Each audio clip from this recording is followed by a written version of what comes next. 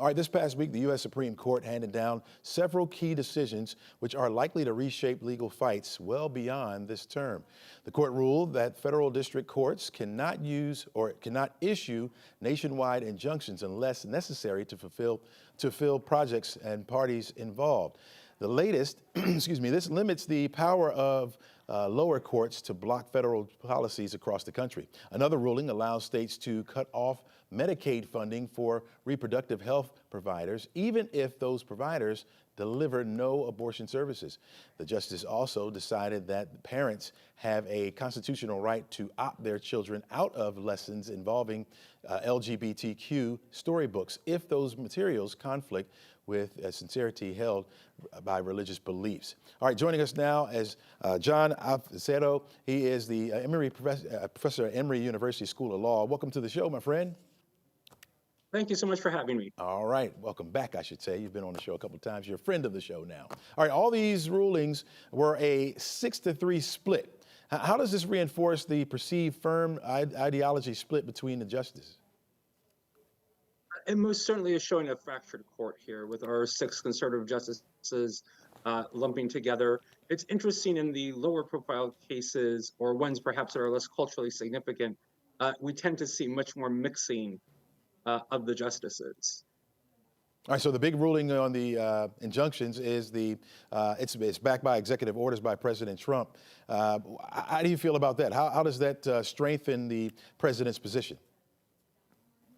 It certainly will make it much more difficult for any opponents of President Trump's policies to challenge his actions. It's going to require now a nationwide effort.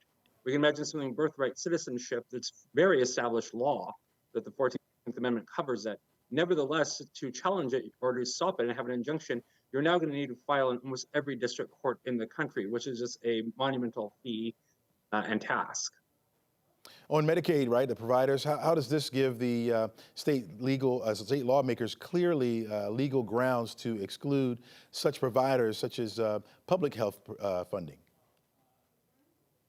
This is really going to be interesting to see it play out in the coming months and years. On the one hand, it gives states tremendous coercive power over healthcare providers, especially large conglomerates that operate many different services to end that reproductive services, even though they're not providing abortions.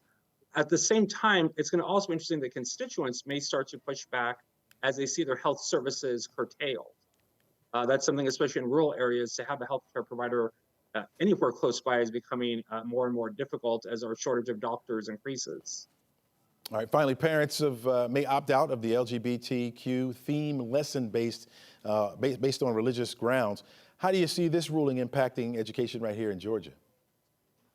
This one's going to be interesting to watch. Had they decided on the rights of parents to upbringing of their children, it would have been much more in line with previous case law. Instead, they used the First Amendment religious freedom, which will now open up the ability of parents to challenge almost any aspect of public schooling that they dislike on religious grounds. So I think this one has the potential to upend our public education system. So based on this particular ruling, you're saying anything that a certain religious group doesn't like, they can kind of, take it away from their children. That seems to be where the court is going. This case and a few other recent ones, the ability of folks to challenge secular books, activities on religious grounds, the court seems to be, at least a 6-member majority of the court, is very determined to push forward. Again, it'll be interesting what the limit is. You can imagine parents are going to start using this to help their children, as rightly they should. But it will be interesting to see if this is a large can of worms or if the court walks it back fairly quickly. Yeah. Were there any other rulings that caught your attention? I think the other one is the Texas case limiting the access to pornography behind a parental wall. On the one hand, that's not a major surprise. Protecting children from pornography has been a steadfast part of the court since the 1970s. On the flip side, that it's going to give an outsized power to a state like Texas to dictate to providers what their websites look like and what verification software they put in place will be slightly interesting going forward. It'll also be to see if this is re-challenged on commerce grounds. which they did not raise in this current case. They relied on First Amendment free speech.